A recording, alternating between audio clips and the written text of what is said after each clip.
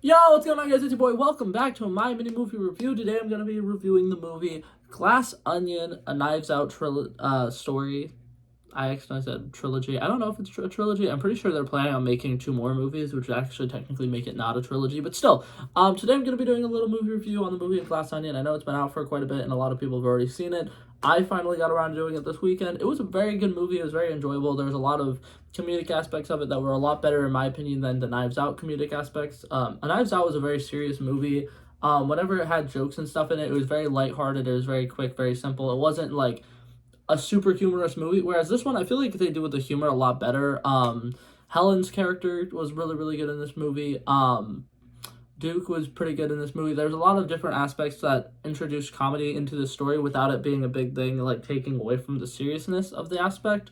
I like the way that they portray the rich dirtbags in this movie compared to a Knives Out trilogy. And I actually said the word trilogy again. That's my bad. In the Knives Out movie, they're all rich douchebags, but they're all like a family, so it kind of is more like the Clue game, which they reference in this movie. And then I love it because Blanc was just like, that is a horrible game, and I love it because as a detective I feel like you would hate that game because they always are like, each person has to have this and that and this and that, and they have to do it in a certain room. And I feel like if I was a detective, I would also hate that game. But anyways, not the point. They're a very Clue type family where they're all like rich and snooty, but none of them are really successful without the father figure in that first movie. Whereas in this one, it's kind of the same thing, but they each have their own personalities and they're all different. And I kind of preferred that a lot more because their connections don't really seem to make as much sense until towards the end of the story when they explain that they're all a group of friends in college at some point,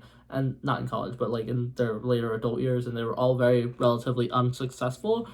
Um, but I like it because the diversity of characters really makes it more interesting because the entire time while you're watching it really helps you stay on the like edge of your seat being like, okay, why do these people know each other? Why are these two people close?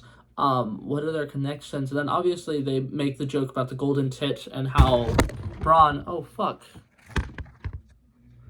And they make a comment about how Miles Braun, what is it called, is just keeping them all rich or whatever, and that's why they're all still together.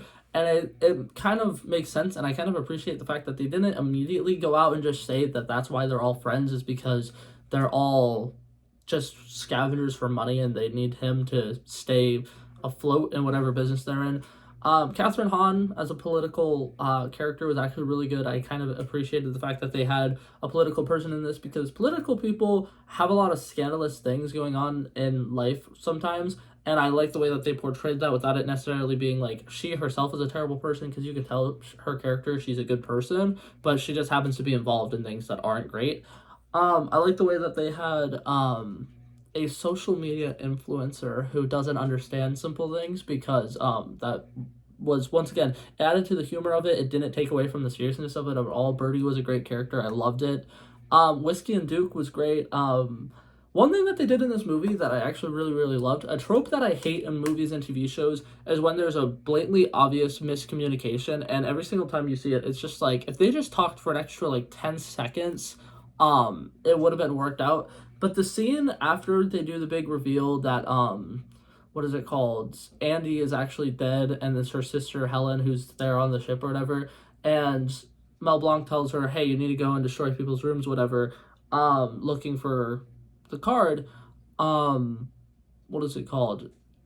And then it's catching us up to regular time, whatever. It's after the fact that Duke was murdered, and she obviously has no idea that Duke is murdered because she wasn't there. And Whiskey is just coming back to the room crying because she misses her boyfriend, sees that her room is destroyed, and she tells him, instead of saying Duke was murdered, she just says that she left Duke. And Helen is like, good for you, that guy's a scumbag and you can do so much better.